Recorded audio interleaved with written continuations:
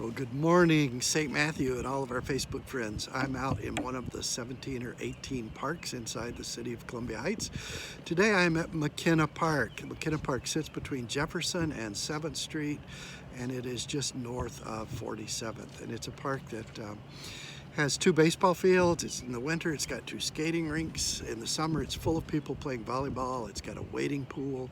It's got a playground. It's got and lots of grass and trees. Let me show you a little bit of the park.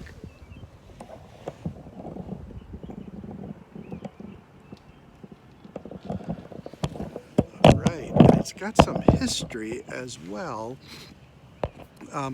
Sorry, I keep getting texts. I have to clear them off of my screen. It's got some history. It was named for James McKenna. He was one of the first 3 city council people in Columbia Heights. And in 1963, the people at the leadership of Columbia Heights decided to name a park in his honor.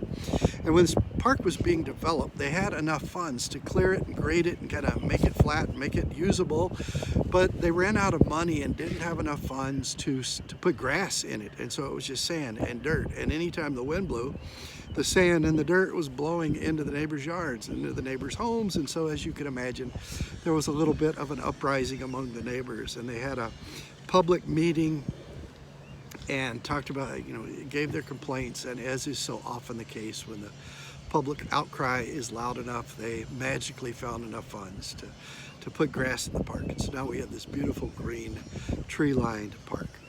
Well, we have a verse that we're looking at today. It comes from 2 Timothy 2:22.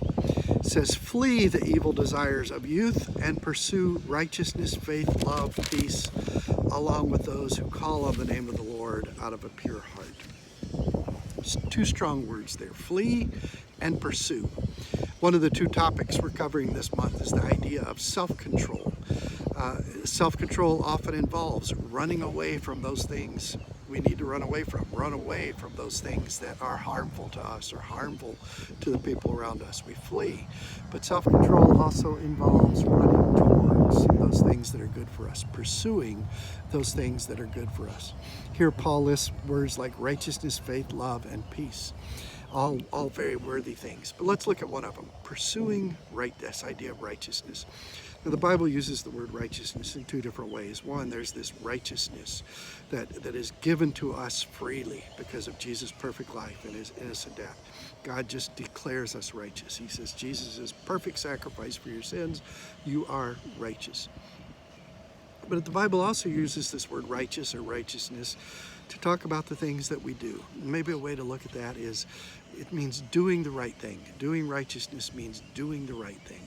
And so that's what we pursue. That's what we follow after. We chase after that idea of doing the right thing. Doing the right thing for our neighbor. Doing the right thing for our community. Doing the right things for ourselves. We pursue after those things.